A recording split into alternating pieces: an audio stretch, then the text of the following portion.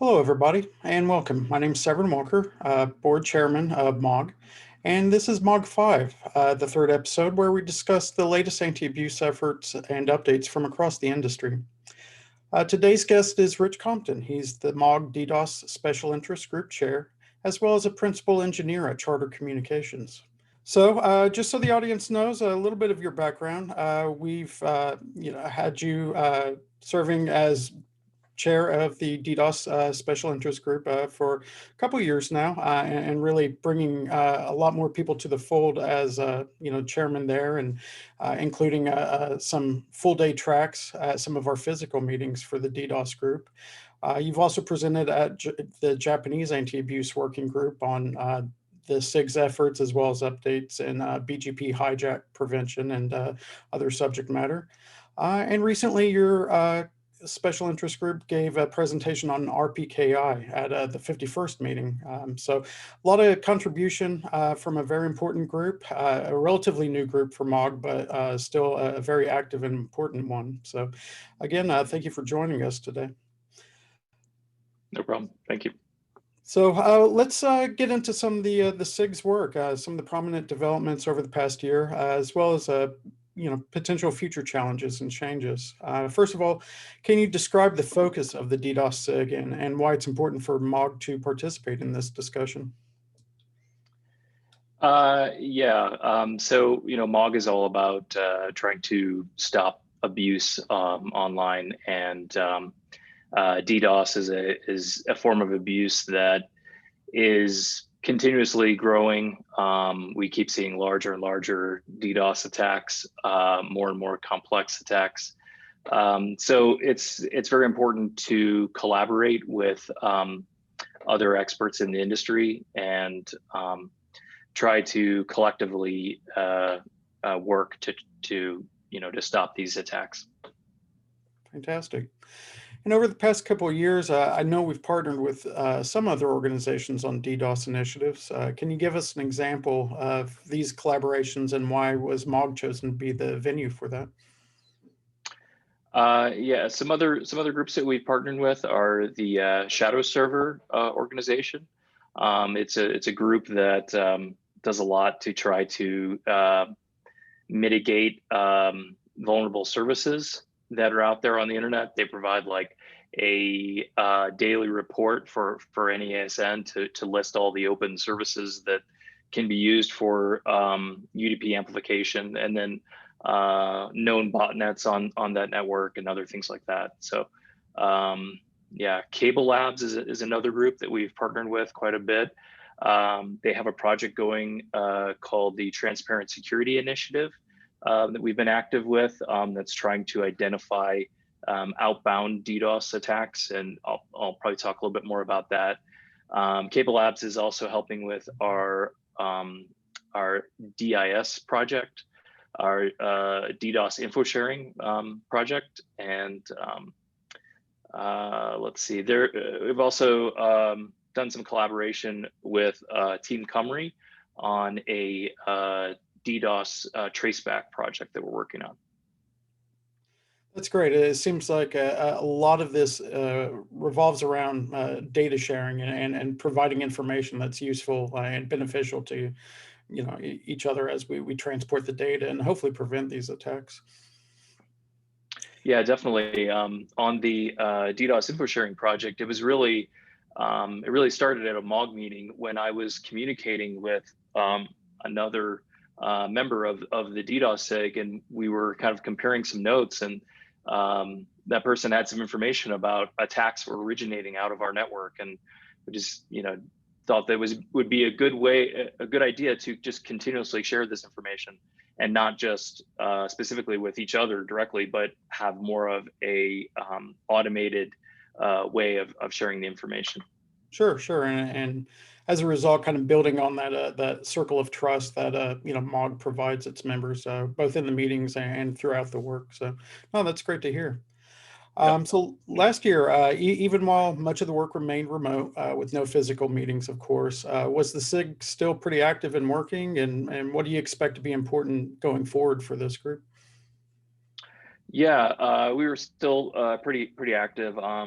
we had the full track meetings in person, for one day at the physical MAAWG meetings, but we did not do that because we're not physically meeting. Hopefully, we can pick that up. But we do have biweekly calls, and so we had probably the same members joining that. So that's been pretty active. We've also been working still on the DDoS info sharing project, and we can work on that remotely with each other. Yeah, the biweekly SIG meeting, we've done a lot of good information sharing on that call, just saying like, hey, these are the new type of DDoS attacks that I'm seeing. Are you seeing the same thing? If so, then we can tune our mitigation. So that's helped out a lot, definitely.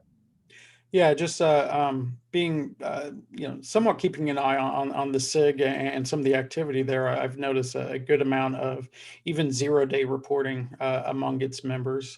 Can you elaborate on the type of members the SIG has? Because this is somewhat different than the traditional MAAWG committee, which may be more email oriented historically, anyhow. But there is a slight difference in some of the contributors here, right? Yeah. The people that are contributing most are larger ISPs that have to deal with DDoS attacks on a regular basis, and so it's primarily the engineers at these larger companies that have to deal, daily with mitigating these, identifying and mitigating these attacks. Sure. Okay. So, whether due to the pandemic or not, were there some interesting or prominent events or milestones in 2020 for those of you involved in anti-DDoS work? Maybe within or without the SIG, just involved in that portion of the industry. Yeah, I think one of the major issues that we've had since the pandemic is an increase in DDoS attacks. I think almost all of the members have seen an increase. I don't know, maybe it's because people are working from home more. Maybe kids have more of an opportunity to play games online. That's where we get a lot of DDoS attacks. We've also seen a big increase in the number of DDoS attacks to VPN gateways. So previously, if an attacker wanted to stop a company, they had to do a lot of things. But now, with everybody having a large percentage of their workforce working remotely, if you can attack the VPN gateway, then you can pretty much bring the company to a halt. Sure. So that's been very interesting. There was also a large outage at a tier 1 ISP that seems to have been caused by FlowSpec.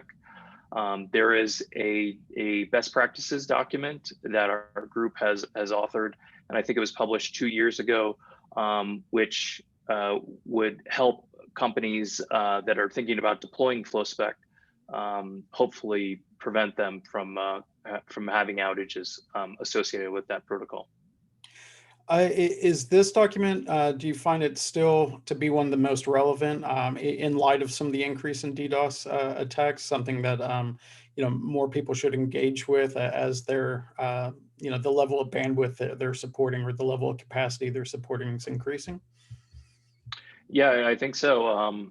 Definitely a lot of large ISPs, hosting companies, cloud companies like that have these larger more infrastructure focused routers, which have the capability to do FlowSpec. And so it's an easy way to, a fairly inexpensive way to perform DDoS mitigation. Not all DDoS attacks can be mitigated well with FlowSpec, but a large number of them can, especially the more simple UDP amplification attacks, which is what we see a majority of, which is maybe like 95% of the attacks that we see. Okay. Well, in addition to the FlowSpec recommendation document, are there resources the viewers can go to learn more and keep up with the SIG? Yeah, we have the email list. We have a Slack channel We have, let's see, so we have multiple Slack channels. There's one for just the DDoS SIG in general. There's one specifically for the DDoS info sharing project. We have one for TracePack, and there is a War Room one also, which is an invite only one. But and it's just some more sensitive information shared there. Fantastic. Well, a very busy group and a very important group for MAAWG and the industry itself. So again, I thank you for joining, Rich, and stay tuned to our viewers for our next edition of MAAWG 5. Feel free to reach out via our Contact Us form on the website to suggest topics or other guests. Again, thanks, Rich. Thank you.